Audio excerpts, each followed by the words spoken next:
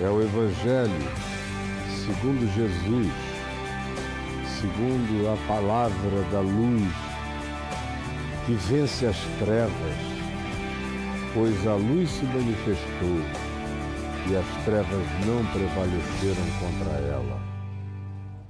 Hoje eu lerei na segunda carta de Paulo aos de Corinto, na Grécia, e Paulo escreveu bastante para eles, provavelmente 4 cartas, talvez até uma quinta.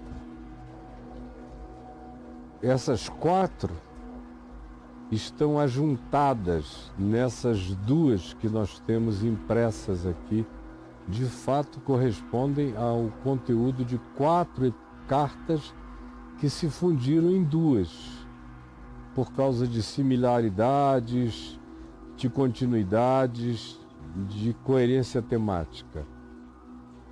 Então, quando a gente lê 2 Coríntios 6, a gente está lendo um material de comunicação entre Paulo e aquele grupo de cristãos que viviam numa das cidades mais complexas que se podia viver, entre 2 oceanos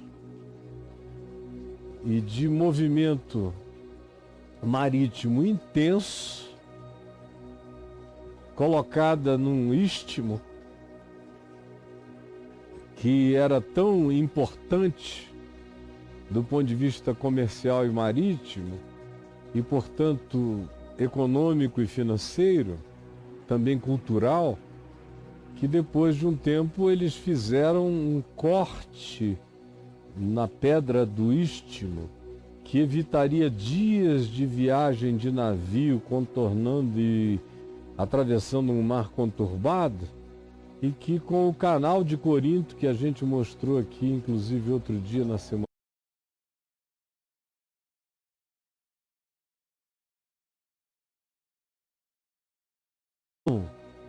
de negócios, de atividades, explodiu em Corinto. E aonde tinha muito dinheiro, também havia muitos templos, muitos deuses, muitas crenças, muitos padroeiros e padroeiras e muitas novidades de natureza espiritual e religiosa. De modo que viver em Corinto era viver o dia inteiro, aonde quer que você fosse, sendo tocado por crenças distintas, diferentes, praticadas ao ar livre. Você tinha o grande templo de Apolo, visitado, glorioso, grandioso, importante. Você tinha no alto da montanha, na Acrópole, o templo a Afrodite, a Vênus, onde habitavam prostitutas consagradas ao sexo de religação, ao sexo religioso, consagradas ao sexo como conexão com os deuses, de modo que transar com as prostitutas cultuais fazia parte também de uma liturgia sacerdotal. Elas eram sacerdotisas de uma conexão supostamente de natureza espiritual, entre outras coisas, além do que a cidade em si tinha uma ágora intensa, rica, com negócios de todos os lados, dezenas de línguas sendo faladas, a convergência de tudo para o grego era óbvia. E é nesse ambiente que Paulo planta um grupo de irmãos e os alimenta na consciência do Evangelho, explicando-lhes durante um tempo o significado de crer e de obedecer ao Evangelho no meio da pluralidade dos deuses, das crenças e dos cultos, e, sobretudo, do culto ao dinheiro, do culto aos negócios, do culto ao sucesso, porque era disso que se interessavam os coríntios mais do que tudo, além do que era uma cidade da mais rasgada promiscuidade. Era uma cidade sem inibições, uma cidade espudorada, uma cidade onde transar com a mulher do pai era uma possibilidade fora da igreja natural. Ninguém se inibia tanto em relação a ninguém. Se alguém quisesse relacionamento, se praticava subrepticiamente com quem quer que fosse. A liberalidade libertina de Corinto tinha transformado Corinto em verbo. Eu corinto, tu corintas, ele corinta. Nós corintianizamos, vós corintianizais, eles corintianizam. De modo que corintianizar era se promiscuir. Você dizer que a coisa estava uma Corinto é dizer que estava entregue a todo tipo de orgias e liberdades. E os negócios também não tinham nenhuma regra que os regulamentasse. Era a lei do mais malandro, do mais esperto, quem conseguia dar a volta no outro ganhava.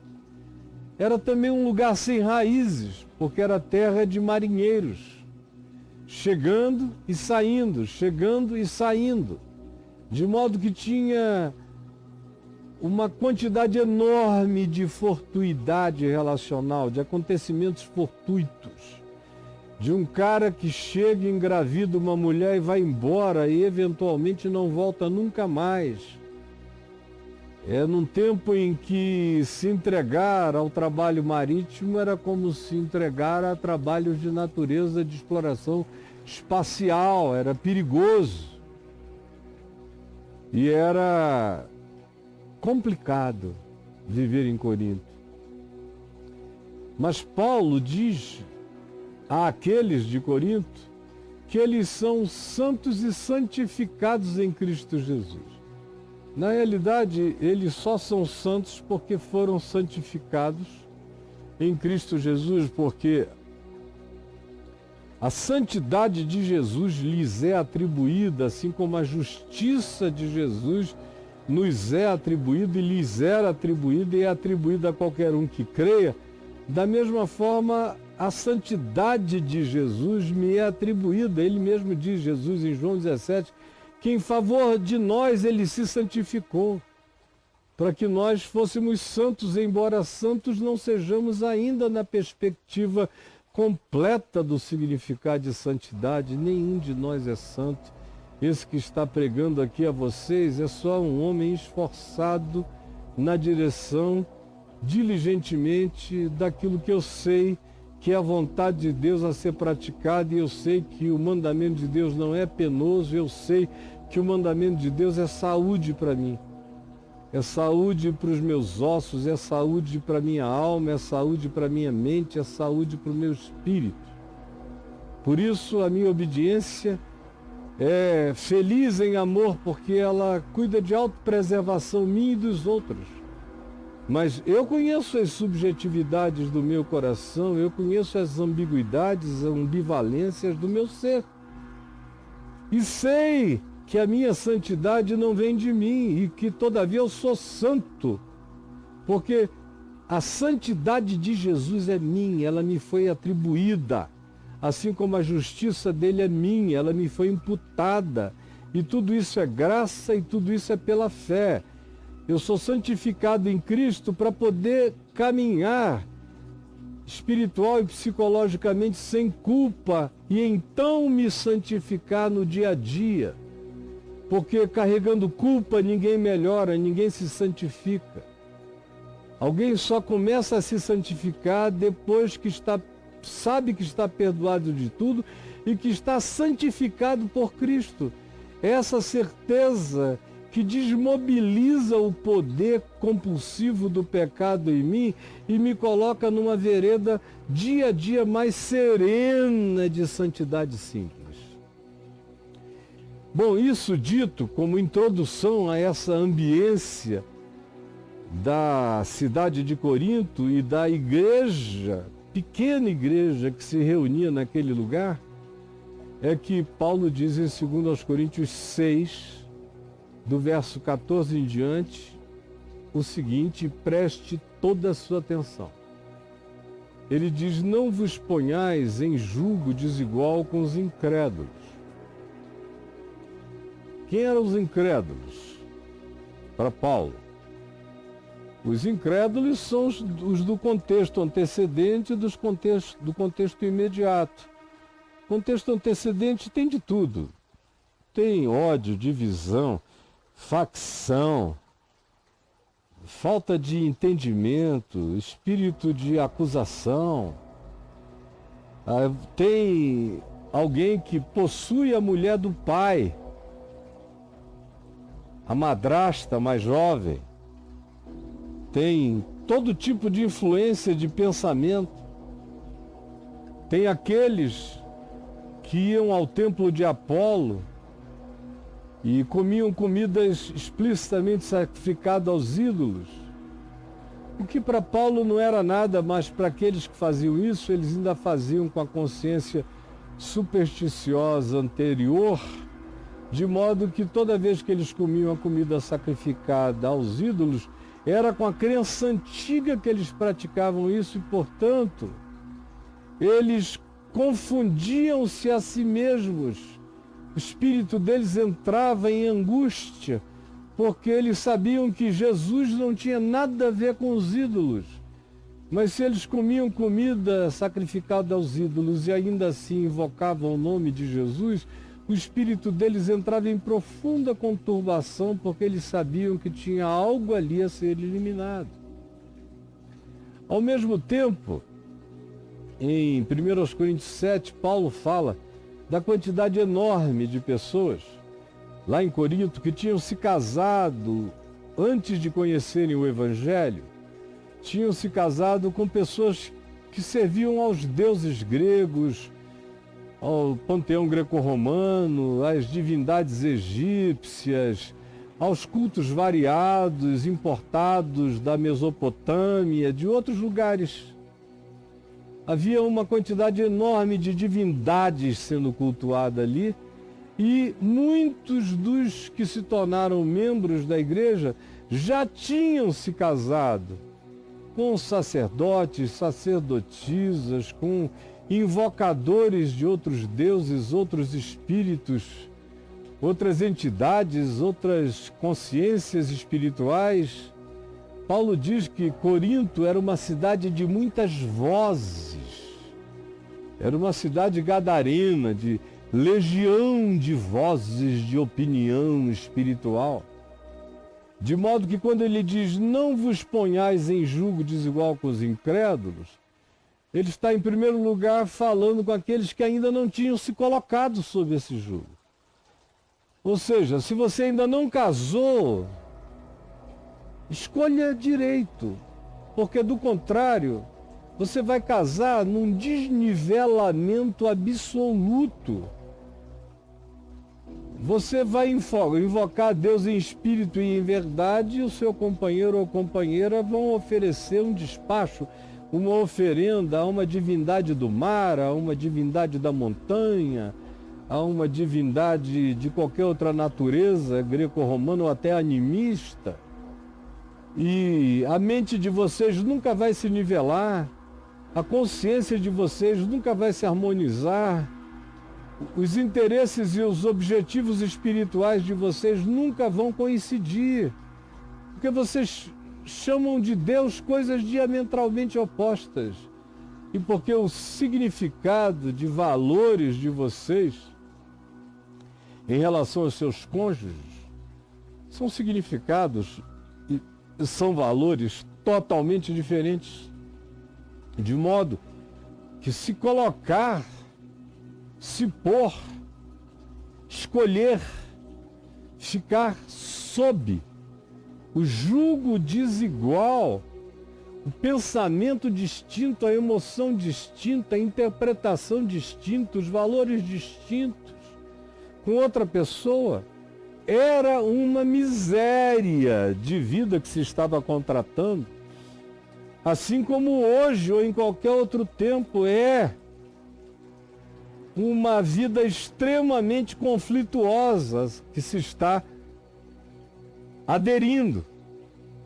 E as chances de que isso dê errado, gere conflito, angustie, especialmente a parte crente que olha e entende que aquele mundo de deuses não passa de um bazar de fantasias.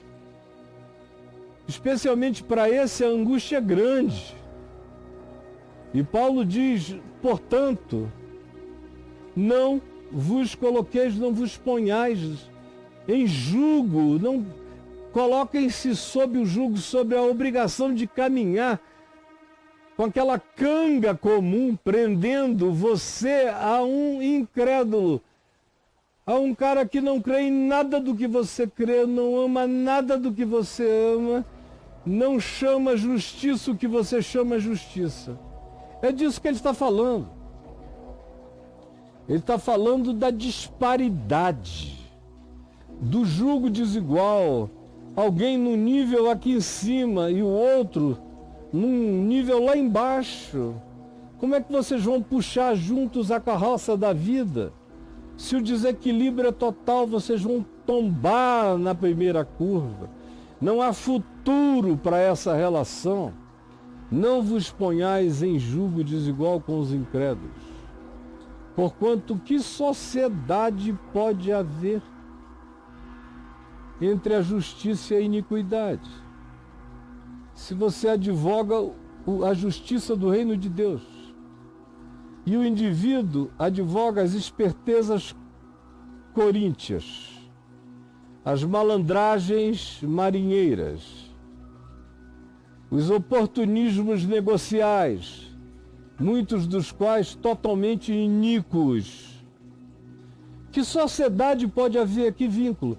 Seja a sociedade conjugal ou seja a sociedade negocial.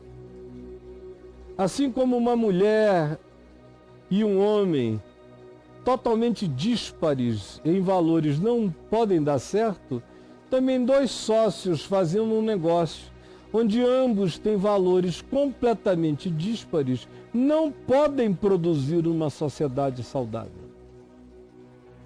Ou ainda ele pergunta, que comunhão existe entre a luz e as trevas? Que comunhão? Que encontro é esse em que minha mente, meus pensamentos vêm todos carregados da luz do Evangelho de Cristo Jesus? E o outro que anda comigo está carregado de crenças supersticiosas, cheio de maldições, acredita em despachos, em mandingas, em desejos ruins, vive com medo de inveja, o tempo todo atormentado, querendo consultar um espírito, desejando ouvir um oráculo para ver se fecha negócio ou não fecha negócio. Que comunhão pode haver com alguém assim? Se for meu marido, meu Deus, é impossível. Eu me ajoelho e invoco Jesus, ele levanta e vai para um templo e oferece oferenda a deuses. Que comunhão pode haver entre nós? Qual é a nossa intimidade? Qual é a nossa confiança comum? Qual é a nossa convergência de olhar, de percepção, de interpretação da vida? Se ele olha com olhos de trevas e eu olho com olhos de luz, eu posso conviver com ele na sociedade. Ele pode ser meu vizinho, ele pode ser o meu açougueiro, ele só não pode ser o meu marido e só não pode ser o meu sócio. Se chamar para o nível da visceralidade, as palavras que Paulo usa são todas viscerais, jugo desigual é uma coisa que os dois levam juntos. Ou sociedade é um acordo. que fazem de dois um no interesse comum. Comunhão é uma palavra que designa a fraternidade espiritualmente mais jungida, mais ligada, mais harmônica. Isso é comunhão. E ele prossegue e diz: que harmonia? Que harmonia existe entre Cristo e o diabo? Entre Cristo e o maligno? Você viu Jesus convidar o diabo na tentação no deserto para comer pedra transformada em pães com ele? Pô, legal, vamos fazer um banquete aqui, eu transformo as pedras em pães e você traz o vinho? Que comunhão você já viu entre Cristo e o maligno? Que acordo? Que proposta de você sai e eu te dou outra coisa em compensação. Larga o filé que eu te dou um osso. Onde é que você vê Jesus propondo isso? Ao contrário, o que ele diz é: aí vem o príncipe deste mundo e ele nada tem em mim. Que ligação há entre o santuário de Deus e os ídolos? Olha as palavras: jugo, que tem que ser igual, sociedade, que tem que ser una, comunhão, que tem que ser harmônica, a relação com alguém com que eu levo para dentro da minha casa tem que ter jugo igual, tem que ter sociedade justa na relação, tem que ter comunhão fraterna, tem que ter harmonia. E tem que ter a união. Porque a pergunta é: que harmonia há entre Cristo e o maligno? Que união pode haver, de fato e de verdade, entre o crente e o incrédulo? Pode haver comunhão de verdade entre religiosos de uma determinada religião e incrédulos. Isso tem toda hora. Por quê? Porque aquele que se diz crente não leva o evangelho a sério. E se o cara não chatear em relação a frequentar cultos e a dar dízimos e ofertas, para essa mulher ou para esse homem casado com o oposto, está tudo bem. Porque são pessoas que não carregam também o evangelho na mente. Não têm a mente de Cristo, não buscam a comunhão segundo Jesus, não buscam relações de igualdade, de justiça, de equilíbrio, de equidade. Não estão nem tão interessadas em união. Basta que tenha dinheiro para pagar as contas e que não haja molestamento mútuo e nem implicância com os filhos. Para muita gente já está muito bom. Paulo, no entanto, diz: não vos ponhais nessa circunstância, porque se você for de fato um santo de Cristo Jesus, santificado pela fé, discípulo do Evangelho da mente de Cristo, não vai dar certo. Não vai dar certo. E como sabes, ó mulher, se converterás o teu marido? É o que ele pergunta aqui aos Coríntios. Ou como sabes, ó marido, se tu conseguirás mudar a tua mulher? É tão difícil e é tão insensato casar com uma pessoa esperando transformá-la no processo. De cada 1000 tem um caso que dá certo, o resto é certeza de calamidade. Que ligação há? Porque nós somos santuário do Deus vivente. Como ele próprio disse: habitarei e andarei com eles, serei o seu Deus, eles serão o meu povo. Por isso, retirai-vos do meio deles, separai-vos, diz o Senhor, não toqueis em coisas impuras, e eu vos receberei, serei vosso Deus, e vós sereis para mim filhos e filhas, diz o Senhor Todo-Poderoso. Aí você diz: bom, Paulo está recomendando então aqui agora que os crentes fiquem longe do mundo? Não, meu filho, nem Paulo está e nem poderia estar, porque senão ele estaria transgredindo contra o Evangelho de Jesus, que é a nossa chave hermenêutica.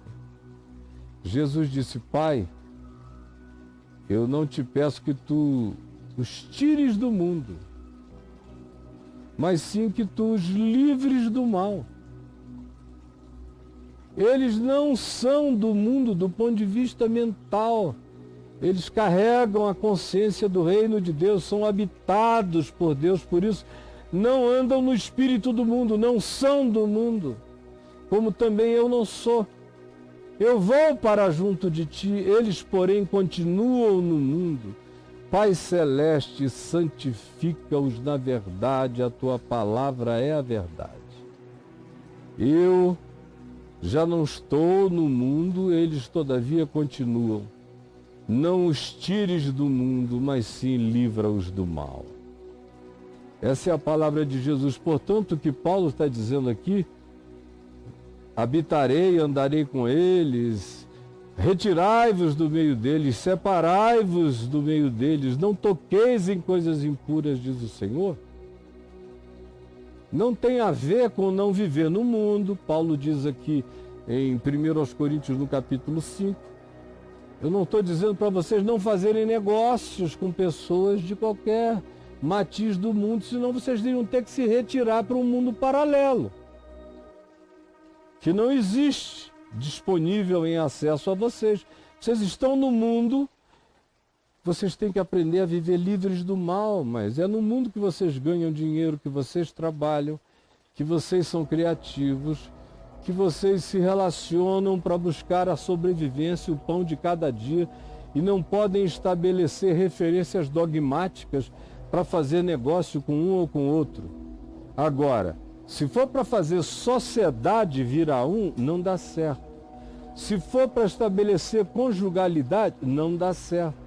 Se for para ter um vínculo de visceralidade, que divida com vocês o mesmo jugo, que chame vocês para a prática da justiça, da comunhão, da harmonia, da união, da ligação, então não vai dar. Se na visceralidade não dá, não vos ponhais em jugo desigual. No todo da universalidade do mundo tem que dar. Procurem as melhores possibilidades relacionais e negociais para sobreviverem, mas não levem para casa como marido nem como mulher alguém que está sob consciência totalmente distinta, diferente e até antagônica daquela que você chama de meu compromisso de fé com Jesus no Evangelho. Em relação, portanto, não à totalidade do mundo, mas a esses casos de visceralidade, que Paulo já tinha falado a respeito em 1 Coríntios 7, dizendo: se a relação de você, que casou com alguém incrédulo antes de conhecer Jesus, se transformou no inferno, numa relação de subjugamento, de opressão, deixe-o. Paulo diz: o homem deixa essa mulher e você, mulher, deixa esse homem, porque a prioridade do casamento é produzir paz e não ódio e desavença. Então, se o que tem é ódio e desavença, vá cada um para o seu lado. Deus vos tem chamado à paz, 1 Coríntios 7. E também Deus vos tem chamado à paz, e a tradução disso é que isso se transforme num jugo saudável, numa sociedade relacional limpa, em comunhão de justiça, em harmonia, em união, em vínculo, em ligação, em ataviamento de amor. Se não for assim, Paulo repete aqui o que ele disse em 1 Coríntios 7. Porque vocês são habitados por mim e andam comigo. Eu sou o seu Deus, vocês são o meu povo. Por essa razão, não vos ponhais em julgo desigual com os incrédulos, nem façais nada do que eu acabei de dizer, Paulo diz. Ao contrário, por isso, retirai-vos, separai-vos.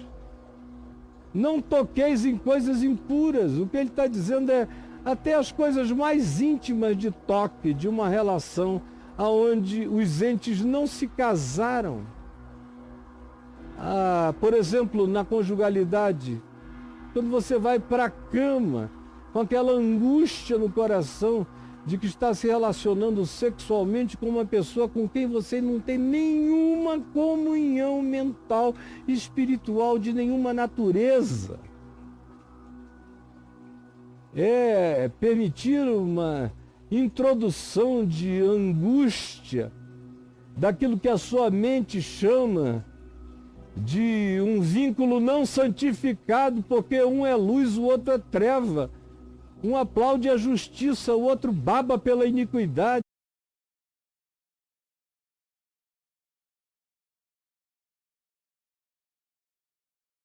Isso pode ser algo habitado por Deus, se estiver dividido entre Cristo e o maligno. Por isso, é dura essa palavra.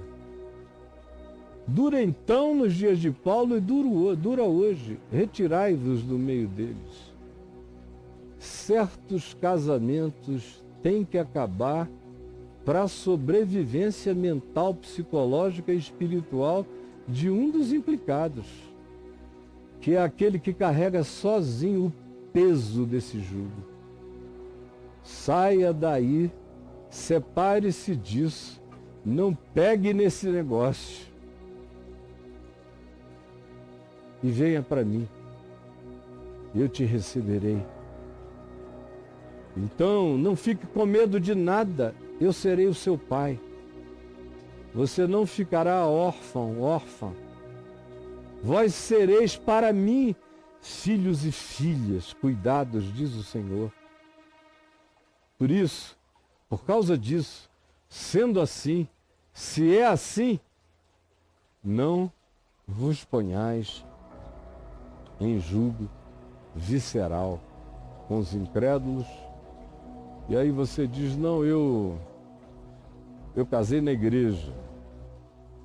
Hoje em dia a pergunta é, e daí? O que mais tem na igreja é incrédulo.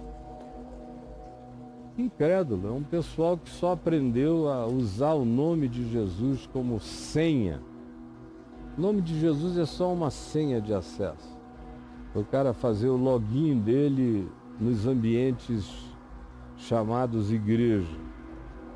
Mas ele é só um filho de Corinto. Ele não deixou de ser um filho de Corinto, ele se casou com uma crente, ou ela não deixou de ser uma filha de Corinto. Tem até uma admiraçãozinha pelas prostitutas do templo de Afrodite. E é crente. Você é assembleiano, ela é batista. Você é presbiteriano, ela é quadrangular. Mas vocês não têm a mesma consciência. Dará muito certo se vocês forem só religiosos. Porque aí nenhum de vocês é crente mesmo. É uma união entre incrédulos que vão fazendo suas negociações e se atropelando enquanto andam. Agora, se um é crente de verdade, esse negócio não vai poder dar certo. Ou você vai infartar de agonia, de tanta tristeza, sofrimento e frustração. O conselho é esse.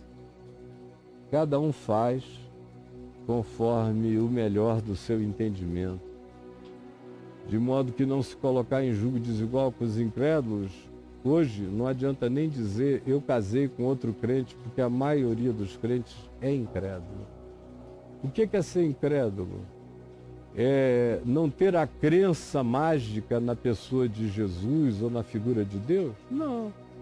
Até o diabo estimula isso. É vantagem para ele que você creia nesse Jesus de nomenclatura, nesse Jesus fantasma, nesse Jesus sem caráter, nesse Jesus que não é o Cristo do Evangelho. É tudo que o diabo quer, é a sua crença nesse Jesus sem Deus. Facilita muito a obra das trevas. E aí, o que a gente chama de igreja está lotado na maioria desse povo, hoje em dia. De modo que quando eu vejo crentes casando com crentes, para mim não significa nada. Porque a maioria dos crentes não crê, e a maioria dos crentes não entende, e a maioria dos crentes não sabe nem o que é ser discípulo de Jesus, não sabe o que é a salvação pela graça, não sabe nada de Jesus. Eles só levaram um banho batismal, mas não tem nenhum entendimento de coisa alguma e vivem numa insegurança horrível e abismal. Oh Senhor Jesus, não foi difícil, só é difícil de aceitar o que eu estou dizendo. Mas não é difícil de entender para quem não fechou o coração com raiva, só porque não quer ser confrontado com a sua realidade e com a mentira da sua existência. Eu quero pedir que o teu Espírito suscite desejo de libertação e crie no coração esse despertamento para uma nova vida, esse ativamento para uma consciência do Evangelho que nos colocará num caminho de jugo igual, de harmonia, de pacificação, de respeito mútuo, de comunhão e de união. Isso tu abençoas. O que não é isso é a nossa desobediência e nós estamos por conta própria. Ajuda-nos a entender. É o que eu te peço agora em nome de Jesus. Amém.